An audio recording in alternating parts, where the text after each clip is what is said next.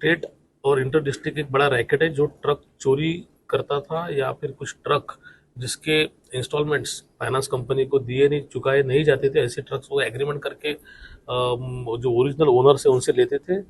उसके बाद वो ट्रक कुछ महीनों के बाद चोरी हो गए, ऐसी कंप्लेंट दिल्ली और हरियाणा ऐसी जगह पे वो लोग रजिस्टर करते थे। उस आधार पर उनकी कुछ गैंग के जो मेंबर्स हैं ये लोग फेक डॉक्यूमेंट्स तैयार करते थे। वो फेक डॉक्यूमेंट्स ऐसे थे जो गाड़ी कभी मैन्युफैक्चर ही नहीं हुई है, ऐसी गाड़ी के पेपर्स तैयार होकर उसको रजिस्टर किया जाता था अरुणाचल प्रदेश में। उसकी एनओसी लेने के बाद वही सेम गाड़ी वही सेम डॉक्यूमेंट रजिस्टर्ड होते थे अमरावती आरटीओ में, महाराष्ट्र में, नागपुर आरटीओ में। गाड़ी कभी अस्तित्व में थी नहीं क्योंकि वो मैन्युफैक्चर ही नहीं हुई थी, इसलिए गाड़ी कभी आरटीओ ऑफिस में गई नहीं। उसके बावजूद भी ऐसी गाड़ी का विदाउट इंस्पेक्शन पेपर्स तैयार हुए और वैसी गाड़ी बाद में फिर से री रजिस्टर्ड करने के बाद किसी तीसरे इंसान को बेची गई, जिसमें जो लास्ट परचेसर है उसका और फाइनेंस कंपनी का बड़े पैमाने पे लॉस हुआ है। इसमें अभी तक नवी मुंबई क्राइम ब्रांच ने 29 गाड़ियां 29 ट्रक जो है वो जब्त किए हैं। जो मेन एक्यूज इसमें से जावेद करके उसके ऊपर महाराष्ट्र में 10 जगहों पे और टोटल 10 ऑफेंसेस और यूपी और हरियाणा में 9 ऑफेंसेस, ऐसे टोटल 19 ऑफेंसेस रजिस्टर्ड है। इसमें आरटीओ ऑफिसर्स भी हमने अरेस्ट किए हैं, motor inspector, assistant motor inspector और एआरटीओ रैंक के ऑफिसर्स हैं जिन्हें हमें अमरावती से अभी तक अरेस्ट किया गया है। इसकी तहकीकात शुरू है। अरुणाचल प्रदेश में भी हमारी टीम तहकीकात कर रही है। इसके अलावा जो लोग भी इस रैकेट में शामिल है उनके ऊपर भी कार्रवाई की जाएगी।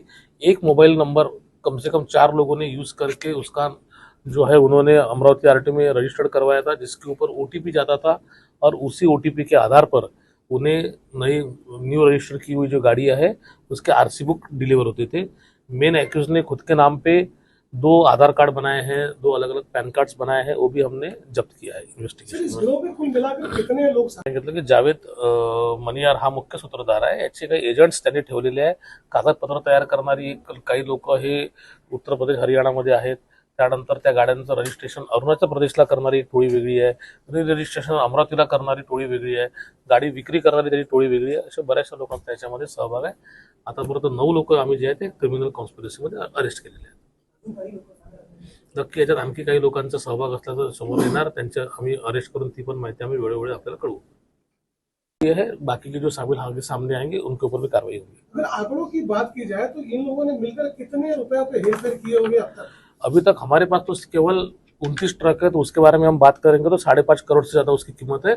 इसके अलावा भी कोई ट्रक्स अगर है तो वो भी हम जब्त करेंगे, उसके भी फिगर्स हमें उसके बाद पता चलेंगे। सर, इस तरह की कोई योजना है कि इनकी संपत्ति की जांच की जाएगी कि इन लोगों ने हेरा फेरी करके गोरा धंधा करके जो रुपए बनाए हैं, क्या क्या इन्होंने प्रॉपर्टी खड़ी की है, इस तरह की कोई योजना है? जनरली ऐसा जो है वो एमपीआईडी में किया जाता है, बट फिर भी अभी इसी इन्वेस्टिगेशन में भी जब से चालू हुआ है तब से आज तक इन्होंने कोई प्रॉपर्टी अगर ली होंगी तो उसके ऊपर भी हम लोग उसकी जांच करके इन्फॉर्मेशन कलेक्ट करेंगे। सर, जैसे कि आपने बताया कि जावेद के ऊपर 1 दर्जन के ऊपर से मामला दर्ज है, तो इसके ऊपर कौन सा चार्ज लगा? क्या मोका का इसके ऊपर लगाया गया? नहीं, मोका का केस नहीं है, ये इकोनॉमिक ऑफेंस है। Basically this is the financial fraud, जो जिसमें प्रॉपर्टी ऑफेंस, जिसको हम प्रॉपर्टी ऑफेंस बोलते हैं। प्रॉपर्टी ऑफेंस में इसमें अभी तक 420 के साथ फॉर्जरी के सेक्शंस लगे हैं और उसमें 413 भी सेक्शन हमने लगाया है, जिसमें बार बार चोरी की हुई मालमत्ता कोई खरीद रहा है तो इसके ऊपर वो भी सेक्शन लगाया, प्लस 120 बी लगाया है जिसके तहत क्रिमिनल कॉन्स्पिरेसी भी ये इसमें हमको दिखाई देती है। इस गिरोह में महिला भी शामिल थी, उसकी भूमिका क्या थी? वो आरटीओ ऑफिसर है, उनका काम इंस्पेक्शन करते हैं। अरेस्ट आरटीओ ऑफिसर का नाम क्या है? जो मैंने अभी आपको प्रेस नोट में ऑलरेडी दिए हैं तो आप उसमें देख लीजिए, उसमें हमने सब चीजें मेंशन की हुई है। महिला ऑफिसर की उम्र क्या होगी सर?